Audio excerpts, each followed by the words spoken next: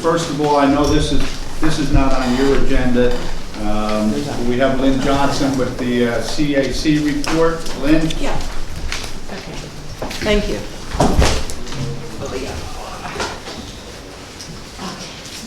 So, hello everybody. Thank you all for passing the sales tax resolution. Pretty important. Okay. So, at our last meeting, I just have maybe 5 brief points here. We did interview a new member, Lorraine Farina, who had been coming to some of our meetings. And she had submitted an application, so we interviewed her and voted to recommend to the mayor that he appoint her to the CAC. So that would be our 7th member, which would be really good because we have a lot of work to do. Let's see. We also met 2 interns that Julie is working with. One of them is going to be working on our NRI project. She's going to do some, among other things, she's going to work on the maps a bit, and she's also going to do some field work, some GPS mapping work. So that's good. And the second intern, to be honest, I've forgotten what she's focusing on, but she's already started. And I know Julie was complimenting her work, and I just can't remember what her actual focus is. The third thing is we created a subcommittee to work on the wood smoke issue, which would probably initially involve Mr. Tiano and is that Joe over there? And just to reach out to you guys to talk a little more and see what kind of educational things could be done or whatever. So we do have a subcommittee to look at that. We are still working on the annual report for 2015. Julie is kind of editing that. We essentially have it put together, but it's not produced yet. When it is, I'll bring it to you guys, or she'll probably post it on the website. And that'll just run down everything we did the last year. And the last item is we did have a presentation from Kate Hudson from Riverkeeper on the Pilgrim Pipeline issue. And she just gave us a lot of information. We have a lot of maps. I noticed, Brad, you posted one of them on Facebook the other day focusing on the pump station. And it's just a lot of really things to be concerned with, for sure. And I mean, there are 4 pump stations along the whole project, and we are lucky enough or not lucky enough to get one of them. She mentioned they're going to remove 600 acres of forest. One of her kind of main points was that according to some transportation corporation law, it's possible for municipalities to pass legislation saying no pipeline can come into your territory. And the only 4 entities, my understanding, that can do this are Rensselaer, Albany, Kingston, and Newburgh. And it would require a 2/3 approval of the legislative body. So that perhaps is something to think about. One thing that I was kind of struck by in looking at all these maps, most of the actual pipeline seems to be outside of Kingston, but it's certainly close enough. And really the pump station thing in particular just seems like a disaster. So, what area are? I'm sorry. Yes, go ahead. What area is the pump station? This would be a map of it, and I'm thinking, we got a bunch of maps on a Google Drive. If people are interested, maybe I can see if some of that information can be shared with you guys. Would you like that? Yeah, I'd like to see what those. Yes, and then I have a bunch of other maps here. This is, and I looked at this wrong when I first looked at it. This is, the thruway's over here. This is Route 209, this is Sawkill. And here's this elaborate pump station over here. The pipeline is like kind of running all over the place here. I wondered if you could just, for my own benefit, just slow down a bit and say. I'm sorry. No, it's not your fault. It's Yeah. mine. But if you could say something more about the legislation you might be able to pass in order to prohibit the pipeline. Well, and according, because Kate spoke to us for a while, and I just took notes. So I hope this is accurate and I can look into it more. Okay. I believe she said there's a Transportation Corporation law. Okay, And I have written down Article 7 and then 87. okay. So I'll try to reach out to her. It says, no, and what a municipality can do is say, no pipeline can come into the municipality Okay, without approval of 2/3 of the legislative body. okay. And I will make myself a note someplace here where I can actually find it to reach back out to her. That would be terrific. Okay, and she just, because that was kind of the one thing that she mentioned to us could be done. I think she was a little surprised how little of the pipeline actually crossed into Kingston, you know, when we looked at a number of the maps she had given us. And for the most part, it's running down the west side of the throughway. Right. But it's certainly close, certainly Kingston, you know, some residential property could be affected. Kingston emergency responders, I mean, all sorts of issues. The thing that Brad posted on Facebook, where did I move that to? Oh, I think I gave that to you. It's like, it's like, something like, it's like in a floodplain, it's like it's 100 feet from residential property. It's And kind that's of the awful. city pump station? And another, No, that would be a new pump station for the Pilgrim Pipeline. that would be for the Pilgrim Pipeline, So yeah. they're gonna build 4 pump stations? There are gonna be 4 pump stations along the whole, it's 170 miles, 2 ways, you know, 2 pipelines, 1 crude going down, refined product coming back. And those pump stations would be within Kingston City? Well, not Outside. really, it's really town of Ulster. Okay. I would say it's really town of Like Ulster. your town. And I think we were looking at, because we're used to looking at maps, Kevin McElroy in particular was looking at one of these maps, and he felt like there's something that crosses Kingston territory, maybe down where the trailways bus or off Lucas Avenue or someplace. Yeah. But one of our feelings was that it would be easy enough for Pilgrim Pipeline to change, you know, to move it outside of Kingston, Right. actually.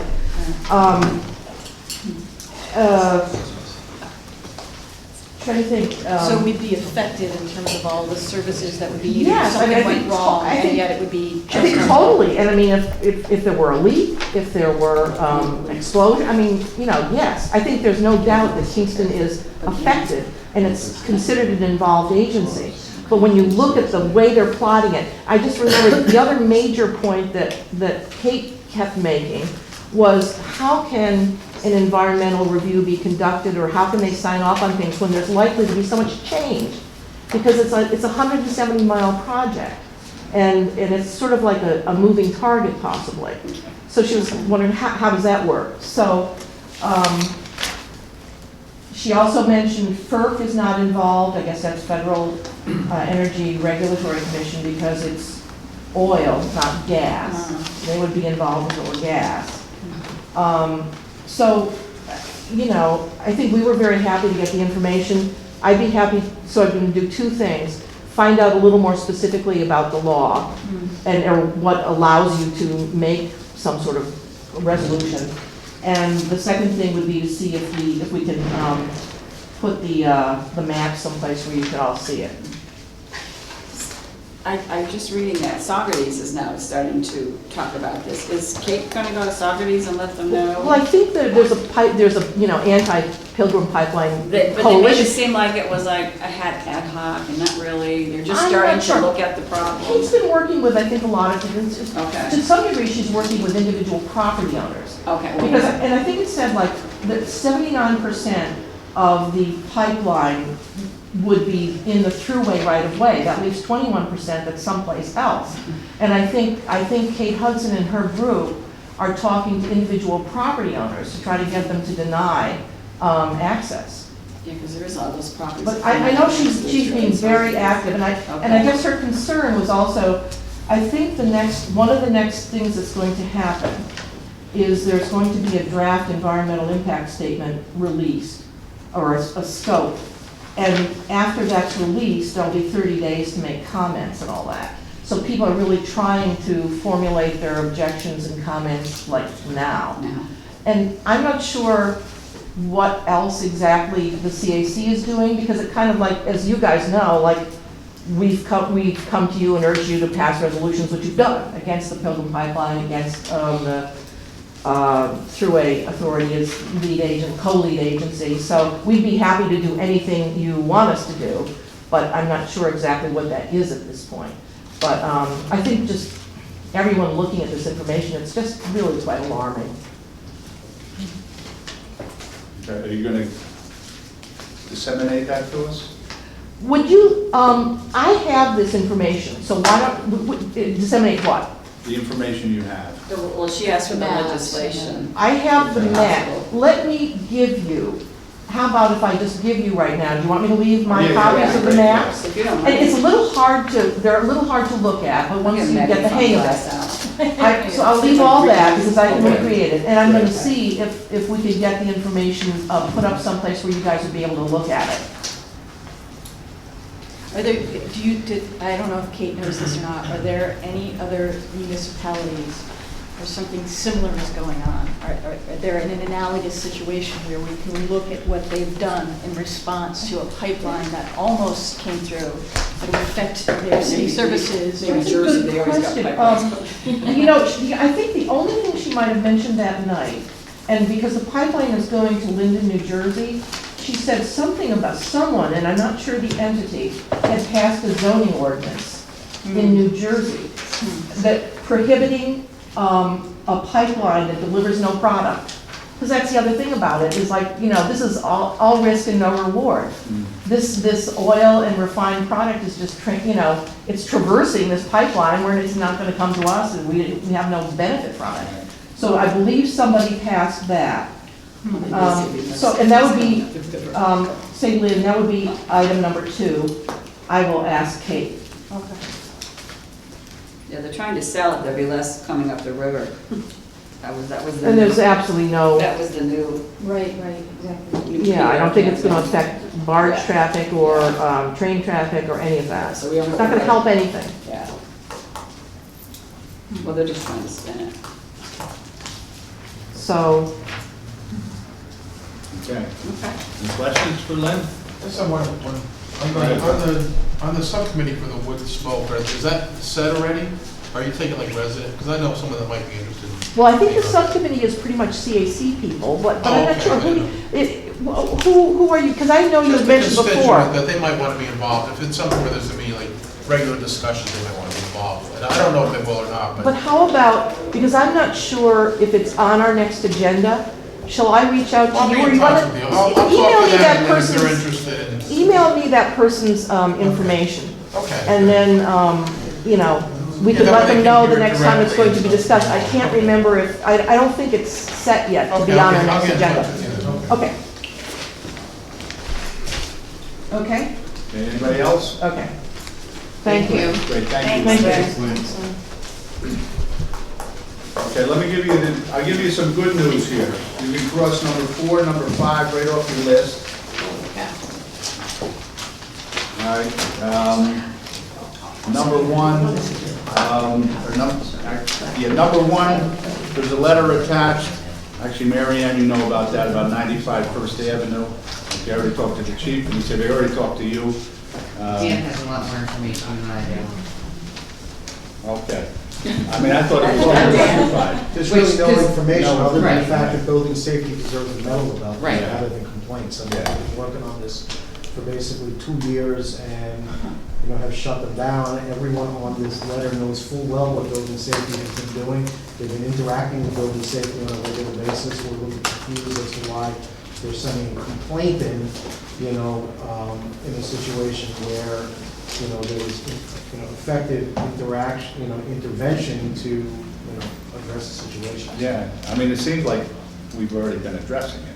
There's much that has been done, and to discount the building safety department on the efforts that they have made is astounding that this would appear. Yeah. That's- Well, actually, that's pretty old.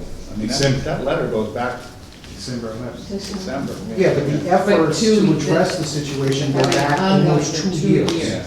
Okay, and many of the people who signed the letter actually have been, you know, regularly interacting with the building safety people and know full well what we've been doing. We've been in and out of court with this building, we've been, in and out of nuisance abatement hearings with, the building.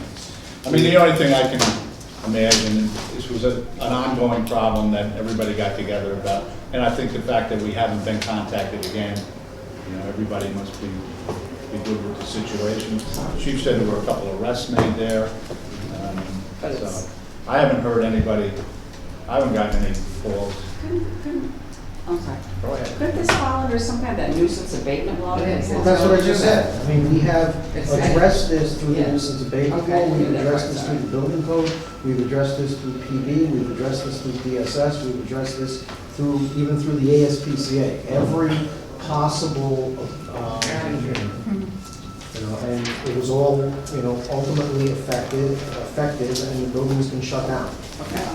Yeah, is there any? That's what I was waiting to hear. That's what I was waiting. I was shut down, so Now, ultimately, he owns the property and he's gonna have to be allowed to reopen it at some point, but, After this couple, many years. All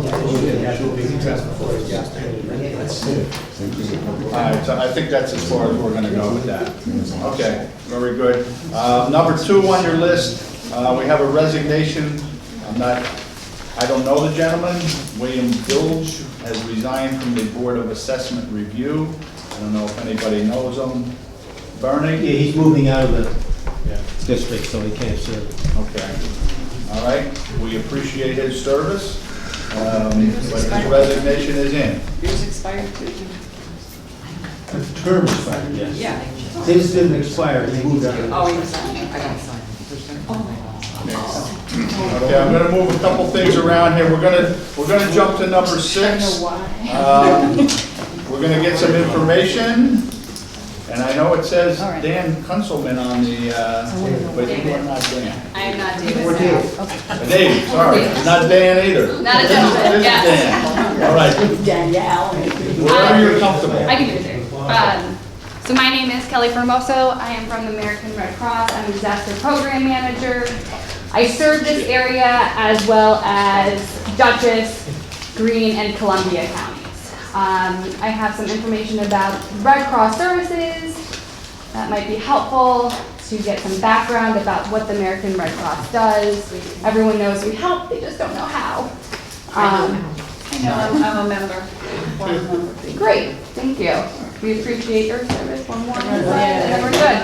Okay, then if anyone wants an extras here. Thank you. Would you guys like to share maybe? I'm so sorry, I brought 10. So, and I'll just briefly go over our services. So the mission of the American Red Cross is to respond to disasters, man-made or natural. We have a number of different services. Everyone's generally touched by Red Cross in some capacity, whether you've taken a CPR class or received assistance in getting CPR done to you. We have blood services. So blood services and preparedness, health, and safety classes, those are cost recovery programs for the American Red Cross. So any extra funding from those goes to disaster services, so we can continuously push out financial assistance to those affected by disasters. So we respond to those single house fires, apartment fires, floods, tree fallings, tornadoes, and we provide emergency assistance. So what that looks like is food, shelter, clothing, emotional support. We have disaster mental health that are licensed psychologists in the state working with individuals who've been affected by disaster and maybe traumatized by their disaster, and we provide counseling. Then we have Red Cross nurses, which are licensed nurses in the state who help with recovering their prescriptions that may have been lost due to the disaster, especially in fires. It's not safe to take those prescriptions after they've been in that high heat. So that's disaster services. Blood services is just you getting blood. Health and safety is our CPR classes. International services, and that's on your first page, is all our departments. International services is, there's a wide range of what we do overseas. In general, Red Crosses across the world are responding to disasters, but then they specifically target certain areas. So in Mexico, they're paramedics. in the United States, we focus on blood and CPR. So every Red Cross is allowed to do a focus area. And then service to armed forces, we are the connection between military and civilian. So if your uncle is overseas and your aunt has a heart attack in the States, you have to call Red Cross to get your uncle home. That is the process.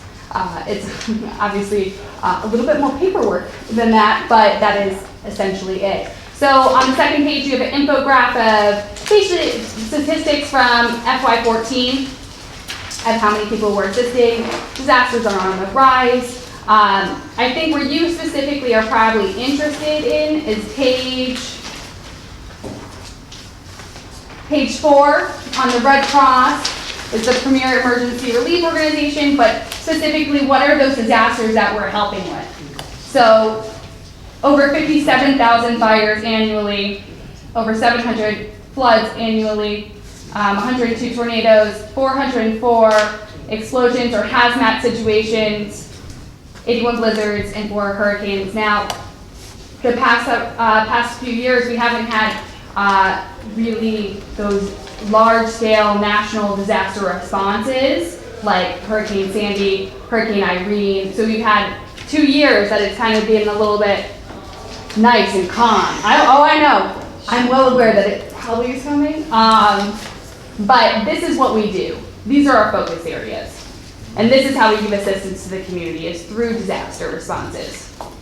Does anyone have any questions about the American Red Cross or what we're doing in this community? Yes. I was very concerned because I was a member of the Red Cross. I was DSHR, Mass Service Care, and I was a little disappointed when the chapter house closed in Kingston. You moved all your facilities to Poughkeepsie. Okay. How do you respond, or how do you, I mean, I know you have to have an organization of volunteers, but how does that affect Kingston when you're in Poughkeepsie, and how fast can services be set up? The herbs brought in, I mean, I'm wondering, since you left Kingston, where do you come from, Albany, or you come from Poughkeepsie? So I come from Poughkeepsie. Okay. So let me just kind of open this up. So in the American Red Cross, in 2014, we restructured. We made a large change in our organization. We stopped having facilities in all these different locations, specifically because we don't get walk-ins at the American Red Cross. So having these structures and paying for them and not putting it into our disaster relief fund to push out into the community was just kind of wasteful when you looked at it. So I'm coming from, a little background about me. I've been with the Red Cross for close to 6 years. I've been in Maryland working for the American Red Cross and Illinois working for the Red Cross. In Illinois, at a jurisdiction of 8 counties, serving roughly the same population, over 500,000. We have volunteers in all different counties. We stand them up. They have their own Red Cross credit card so that they can start buying that assistance, whether it's coffee for the clients who have been affected by the fire, or if we need any type of supplies for a response, our volunteers have purchase cards that they can utilize during a response. So for what you're talking about, our big toys, the herb, essentially getting here, it's 30 minutes away. A response for us is good if we get here and start working within 2 hours. That's the goal of American Red Cross for every response that we do. Now, the facility used to be the Andy Murphy Center.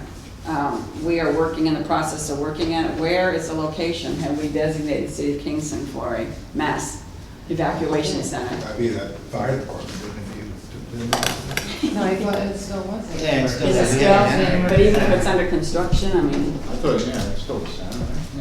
Everything else goes on. yeah, but we're having people live there in the bathrooms, and, they could be there for days. I was just wondering what the capacity of the Andy Murphy Center at this point. Just asking. So for Is that your shelters, designated place? Is that where? we have a number of different shelters that we would utilize. In We Kingston? hold them in the national shelter system, which we share with FEMA. That list is constantly changing and updating, and we're dropping shelters that don't fit the requirements for a Red Cross approved That's why I shelter. want to know where the standing was for.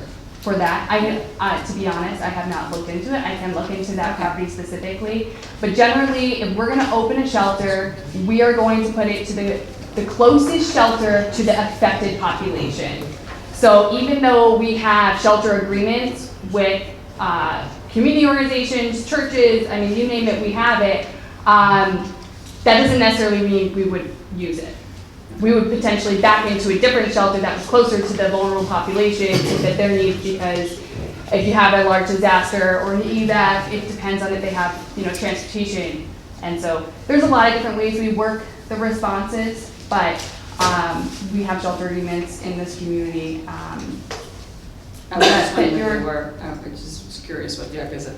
I generally don't release that information specifically because what happens with that information is it can become put into the community, and then there's a consensus that they think they'll go to this shelter when that's not actually open. So I don't like to push out what shelters are even available until we open one up or put it on standby.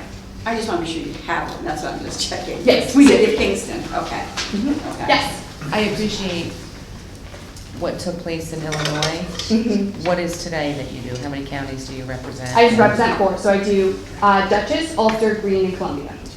And out of Dutchess? Is I where guess you're I- housed, okay. Yes, but to be honest, if I had a place to come here and work, I would work here. It really doesn't affect me. I don't need to work in our building, and that's kind of the Red Cross way right now is we work in the communities we serve. So I'll work in Ulster, I'll work in Dutchess. I mean, I have an office there, but I could easily work at the OEM with Steve Peterson for a day or a week and be here. So do you report to Albany or New York City? Albany. So Albany. we are under the Eastern New York region, which is in Albany. Greater New York ends at Orange County and Putnam County. That's as high as they go, and then Eastern New York region begins. But we obviously coordinate because they have a lot of toys that if we had something up here, we would want to bring them up. Yeah, they do. I have a question. Yes. What, besides disaster relief, what kind of preventive or proactive care does Red Cross do? For preparedness. Regardless, like I worked on something with him, that the Red Cross participated in a great program. Wasn't that cool what we What did? program? We were actually installing. Smoke detectors. It was Yeah. awesome. Yeah, I love our. So do you guys, is that something that just came up, was that, or? Nope, that's an ongoing program. So we do that nationally. And basically the way those programs get initiated in the community is we see a need that either there have been either a lot of activity for fires, or there have been injuries from fires, or there has been a fatality from a fire, and that will prompt a smoke detector installation. Or, which is reactive, it's not proactive. We have found success in that though, solely because people are more attentive about their fire safety when a large situation occurs, and then we can get inside their homes and install those smoke detectors. Well, it was actually a proactive Wonderful. effort that was made because it was a result of a death in Poughkeepsie. And you guys came to Kingston. Mhm. And I thought, wow, this is a nice idea, but I was amazed by the time we were done. Every smoke detector was put, I mean, we could use more. And I was blown away at how many people don't have them. Yes. Well, Or working. But isn't there a new law effective 2017 that the smoke detector and carbon monoxide identifiers can't have, they all have to be upgraded where the batteries can't be taken out of them? Is that right? That's coming up in 2017? what do you mean they can't? Because right now you can take batteries out of your smoke detector, it's That's under a your problem. remote, and that's a problem, because then your smoke detector's not gonna work. And They need people that batteries rent for the do remote that. or something. So the and- batteries we've been using for the Red Cross smoke detectors are 10 years. Yes, they 10-year are. batteries, they're lithium batteries. They will, the smoke detector will expire before the batteries stop working. Exactly. Because smoke detectors have to be replaced every 6 years, 6 to 10 years. But Okay. even though that's like a law, like the ignorance that I actually Yes. encountered was mind blowing. So I don't care what law is in place, there's people that are gonna do things that are That is very true. amazing. It blew my mind. We'll take it right down. It blew my mind. I was like, all of my neighborhood, I was like, oh my God. And I'm happy to, in the future, we can obviously coordinate and have another smoke detector program push through. That was awesome. It's I'll be a definitely part in of it. coordination with the fire departments that allow us to do that. But that program is Thank ongoing. And it really does, it's just one of the ways that we can prevent a fatality if they have a smoke detector in their home working. I have to say, I really appreciate that effort, it was crazy. And that was all through Kingston, or was it certain neighborhoods? that They were- actually they picked a target area, but Target if area. I said, can you go to this area? they were doing it for me, so it was amazing. So there's a couple ways we get the data now, and I don't know for Kingston how this transpired and what neighborhoods were picked. I'm sure you can speak heavily on why those neighborhoods were picked. The American Red Cross, so nationally we keep a list of the top 10 zip codes within each region that have had the most fatalities. So those are definitely the ones we make sure to go to those, and then we additionally work with the communities we serve, and we are constantly looking at how many fires we're having in each community and seeing, is there a need, should we be pushing this? Is that in you? How do you come with that program? When will we know if you're gonna do that program again, or? So we would, Advertisement? how could you Yeah, initiate it? yes. It would, so we have a regional lead who's in charge of preparedness, Ann Parsons. So it would have to be coordinated with her. And the fire department would have to essentially support that idea for us to come back. And then depending on how many smoke detectors we have, then we would pick the neighborhood and we would work with you and we would take your advice and strongly into consideration of where we're gonna target that. Because it is not, generally we do not go the whole city, we find neighborhoods who have a great need and try to fill those needs. And there are certain restrictions on what neighborhoods we can go to depending on the size of the structures. But we can definitely, it would probably be pushed through your fire department and the American Red Cross would work together. Generally we did a couple hundred smoke detectors that did. It was hundreds, it was Yeah. amazing.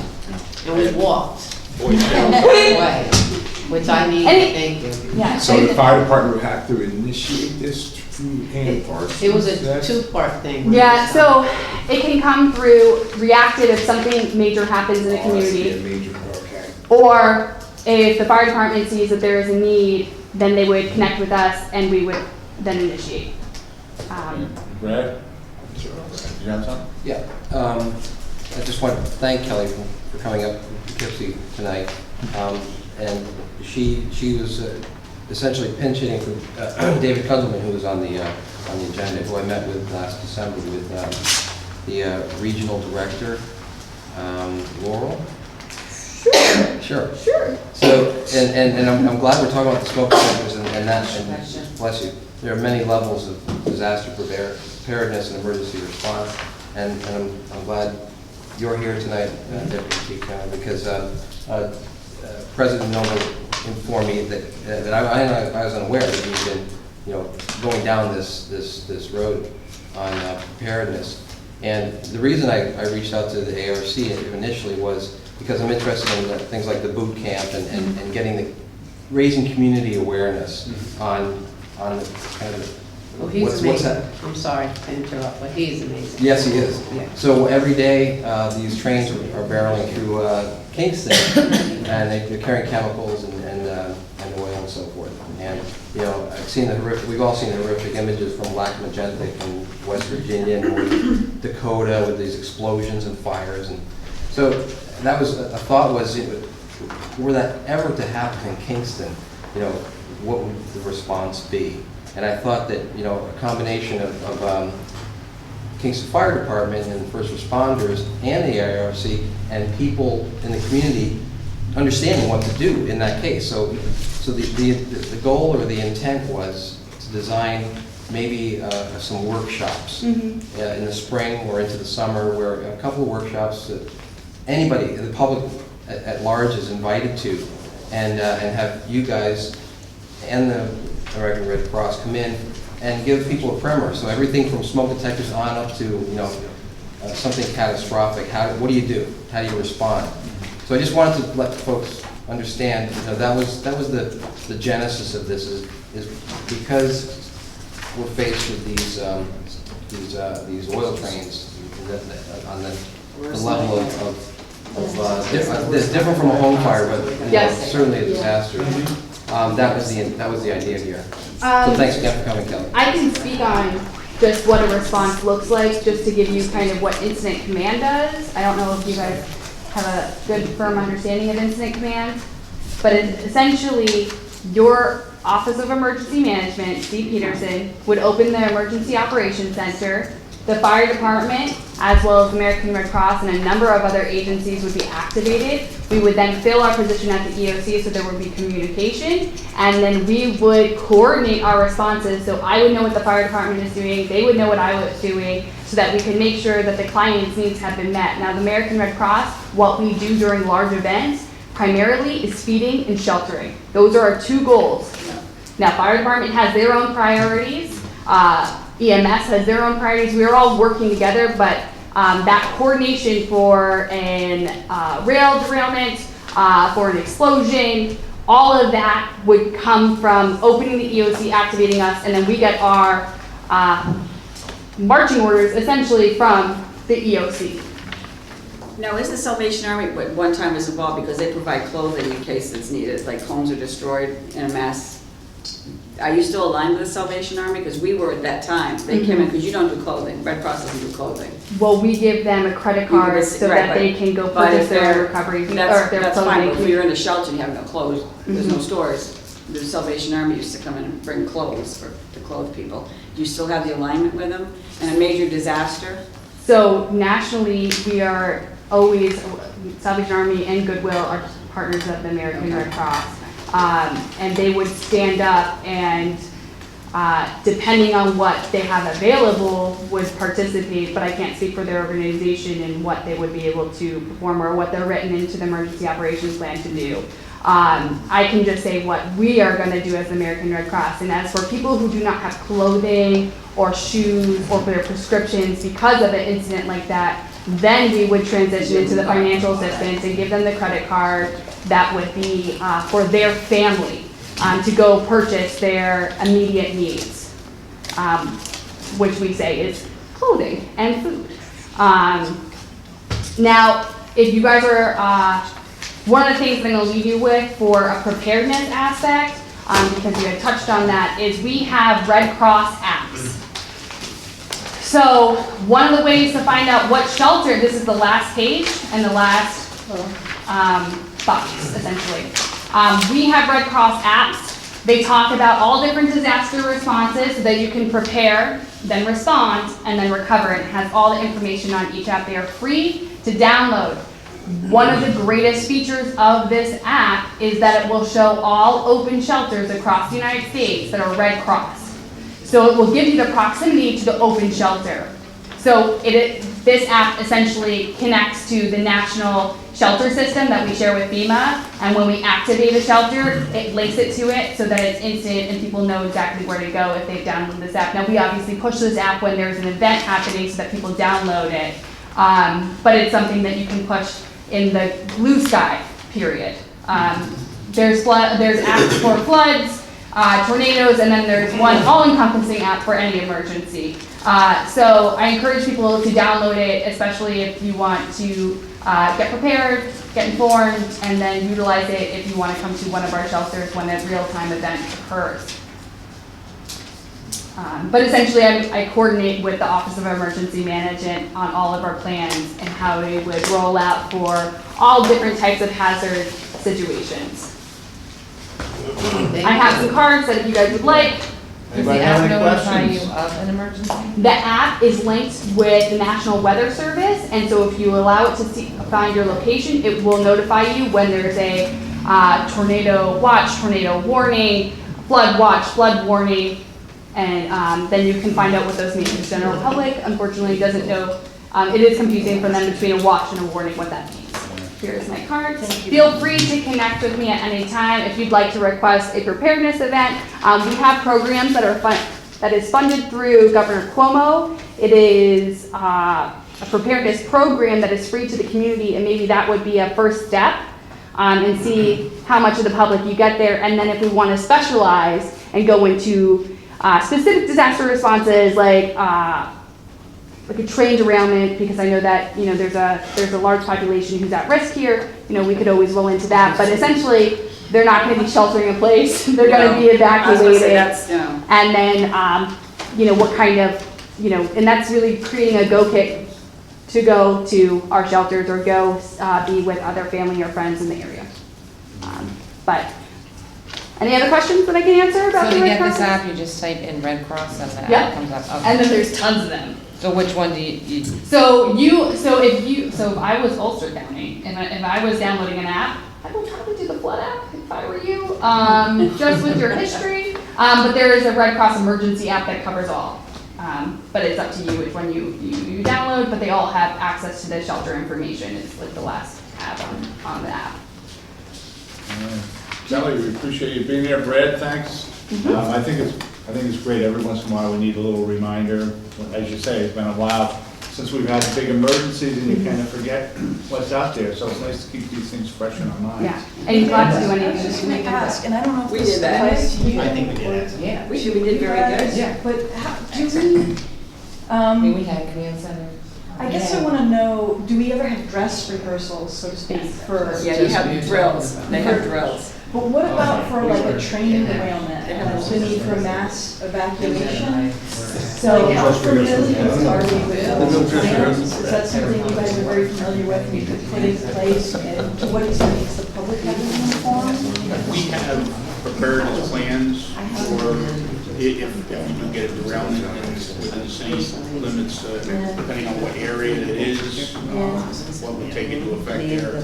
Obviously, the county Department of Emergency Management, you know, it wouldn't be a big disaster to overwhelm us here and everybody around. You know, a small derailment would probably utilize every that's an equipment we have there.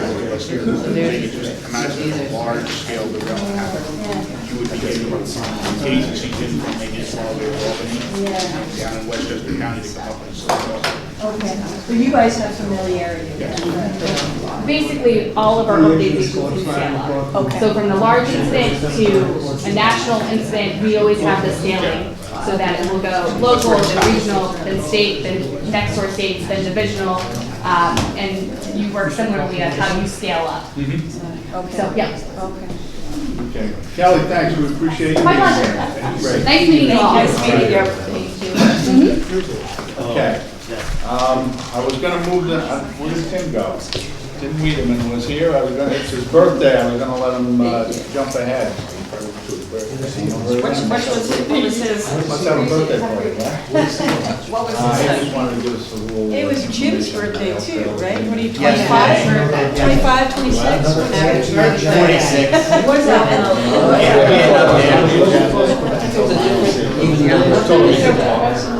Is he in the auditorium? More, better things to do. Steve, he was talking about an issue that hasn't come to committee, Right. about the OW Railroad. Well, just in agreement with the other Coming apart. municipalities. Yeah, I told him to give us like an Dan knows overview. about it. Yeah. Tell me about that. What railroad? Dan knows about what? Rail trail. This agreement that they all want to have the The adjoining municipalities. municipalities have the rail trail. No, I know nothing about it. So we enter They into do all that. agreement early, walk kill, Yeah, sure he did. if we want to. Wait. I think he knows about it. But I'm really not qualified to speak about it. I just know that. Well, it'll be going to Doug's. There's a $500 training involved, so. Right. So Is maybe this we'll what see the that. trains that are stored, am I know absolutely nothing about that. Come on, you guy. What? It's not on the agenda. Now, this would be, I know nothing about it. this would be for the walking trail. Which goes through that, where they got that railroad graveyard. No, it's a different Down, line. it's the other end, it's by the Rondout Savings Bank. Oh, the one that continues out to Right. Ackworth, not Behind Ackworth. Rondout, right, goes right on down, Rondout Gardens. The one that, And it will connect with Hurley. Oh, that's the other all one. that stuff. The Connected other at some way. point. Someday. Right. Through Midtown after, Right, so okay. it's here. after the poison. Yeah, he All was right. him and Viv. All right, so we'll move on from that particular subject. Deb, there was correspondence from you about the size of the vehicles. You want to address that? Yeah, on my street, Clifton Avenue, there's a gentleman who has two of those mini buses. A gentleman. Yes, he doesn't live there. He lives on Highland, and he parks over onto Clifton. There's two little mini buses back to back. At one point, they were blocking the intersection of Highland and Clifton, and the police could cite them because it was blocking the intersection within 20 feet. But when we had passed this resolution, we were trying to to get the buses from being parked on the city streets. Well, you said 25 feet, and Tinty measured them, they're 20. So, but in the interim, I looked up code 390-77. It's called the parking of commercial construction beyond boats and watercrafts on the city streets. Can we use that one when there's, that was in the charter? No, we don't have that here. No, I just printed this out today before I came. And I looked, and that was amended in 2008. Would that cover the buses without us having to go I have to back? ask our attorney. Bernie, your attorney's raising his hand. This is a zoning issue. Okay, This is a zoning issue. all right, but we passed And as it's a not resolution. recent. No, Okay. you didn't pass anything, and it's not recent. Yes, we did, Bernie. This is a zoning issue. Predates what you said you just did, okay? It's been going on for, we don't have them only on Clifton Avenue, we have them at Wilson Avenue, we have them at Roosevelt Avenue, and so forth. It's a violation of the zoning ordinance. That's all I have to say. What's that? Hey, we're having a meeting tomorrow night on the zoning code. Well, I'm definitely bringing that up. In the interim, Comprehensive plan is gonna, I know, but in the interim, I get the complaint because they've been there for years, and it's Ethan Allen, it's one bus company doing it all around the city. Comprehensive plan's all, So I don't Anything miss going that. on? Yeah, that was Yeah, and that's Is it the way I crossed thought you by- could, but they're still there. Because their parking lot on Hunter Street isn't big enough. Yeah. That's the reason why. So they allow their employees to take it home. They do, They because do. they don't I have mean, room in their parking lots. That's true, but it doesn't mean that where they're parking We're is not, correct. And city's it not to be affects the the, value of your property Yeah. it definitely and your does. neighbor's property. The one on Gay That's all I'm Street's saying. huge, it's humped right up against. All of the same saying, if it's gonna be enforceable, then it has to be enforceable. Well, here's what I want to say. In all of these, it says the same thing. It says parking overnight. In every one of these things, it directly addresses parking overnight, Exactly.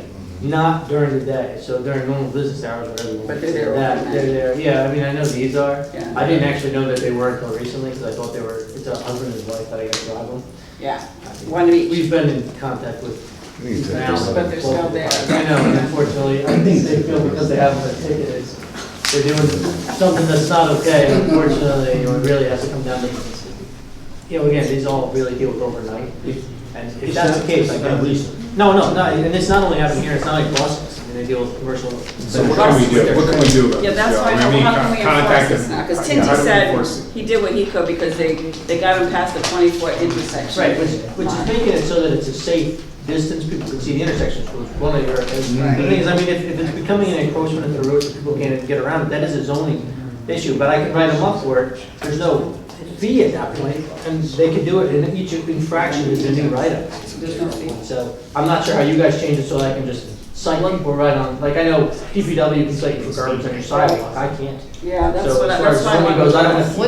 What is your position? I'm the zoning officer. He's new one hire. Okay, nice to meet you. Joe, this is Joe.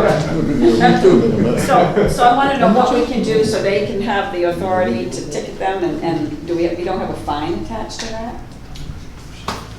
They issue notices to remedy, and if the situation is not remedied, then they can. They're not doing it. I can tell you, they're not doing it. Well, but have you issued a Yeah. notice to Oh, remedy? did We've even spoken to the, see, I didn't know they were overnight. Have you issued a notice to remedy? No, because it wasn't, I was aware that it was overnight. Right. That's fine. And this is What happens The now? police department can write tickets for violating the VTL. Exactly. This isn't a violation of the VTL. Right. It's a violation of the code. You can issue a notice to remedy. If they don't remedy it, you can, serve them with a violation and prosecute them in city court. So it's a And no, if so we don't have to That's change the way the it. notice company. Yeah, there's nothing to change. It's not blocking the intersection that I'm trying to figure out. Well, that was where the police came and they told me I had to move because they know that, but. See, Because now, they can't park in their driveway, right? The problem They here only have is, enough room to drive. we'll issue Can't park in their the driveway. notice to remedy. All they have to do is move them for a weekend. Yeah.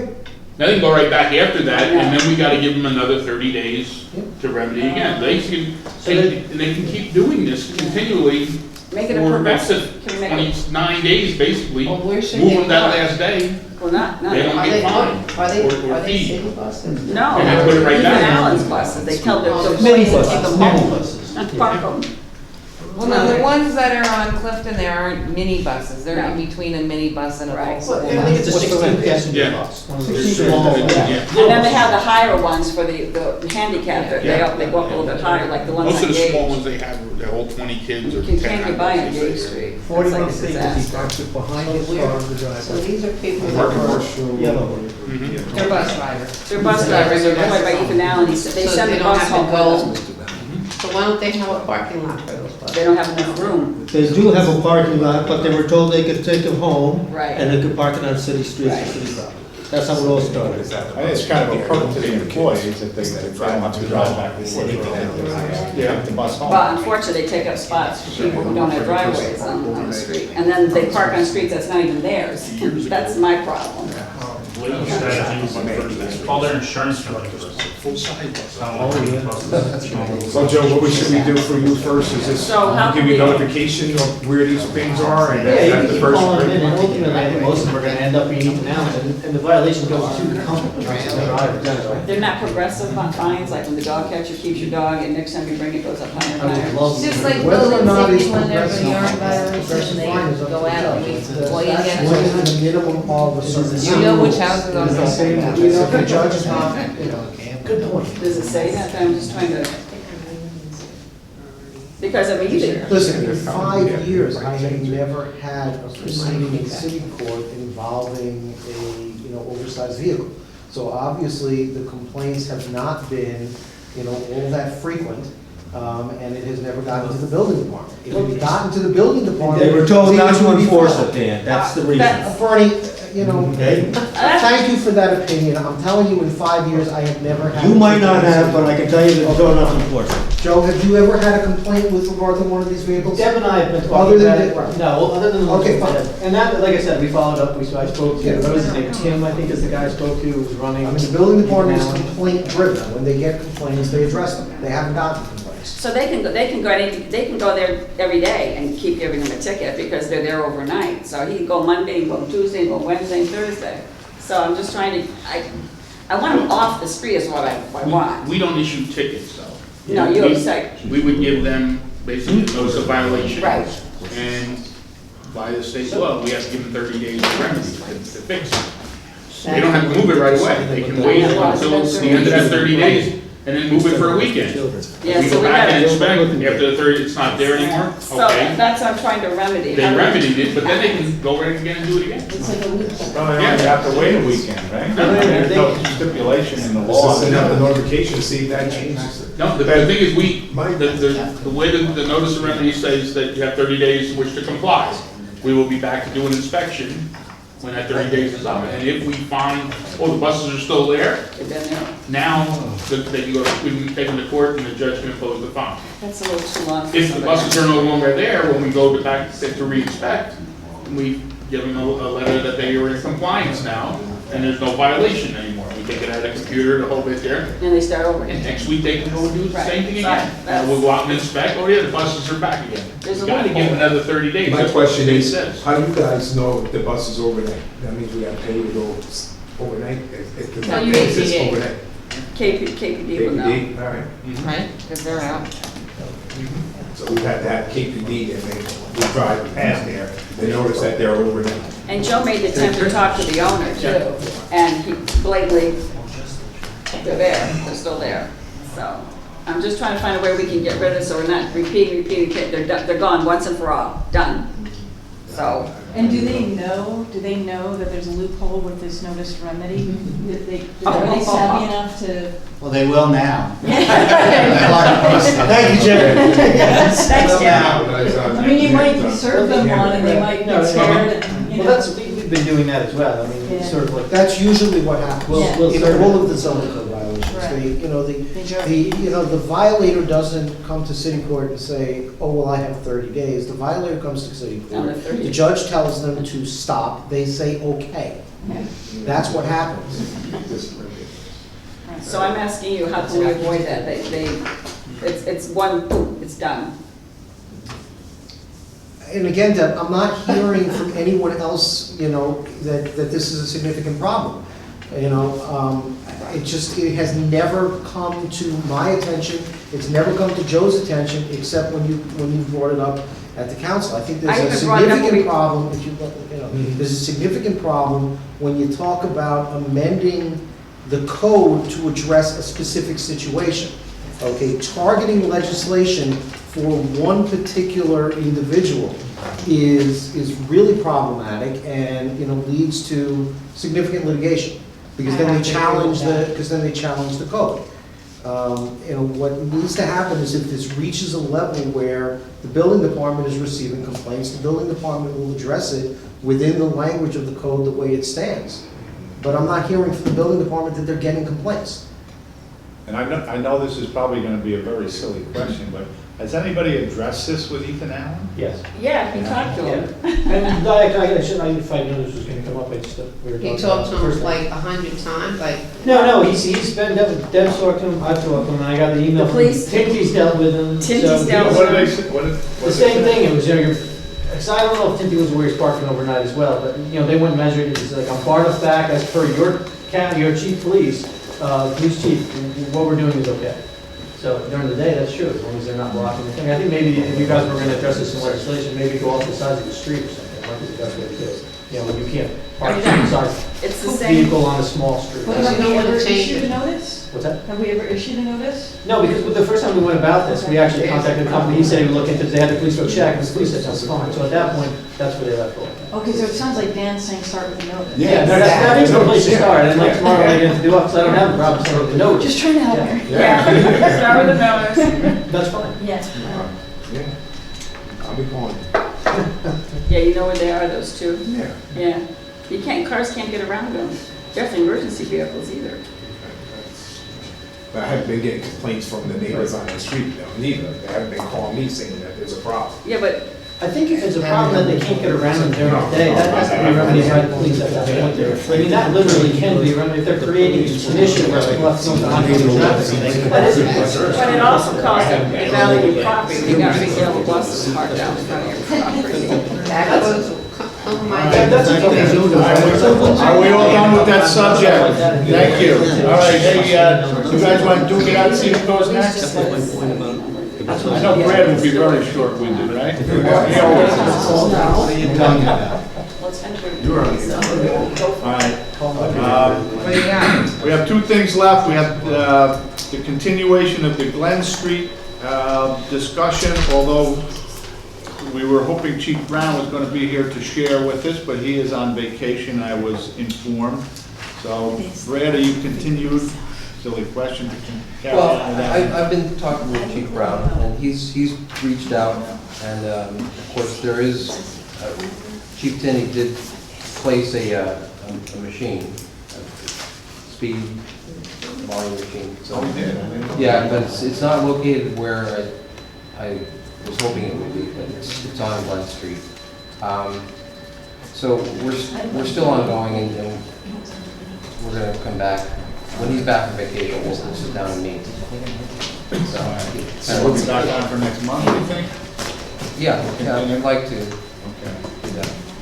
So there is no, I'm sorry, Brian, I was brought up, but can you, what's on Glen Street?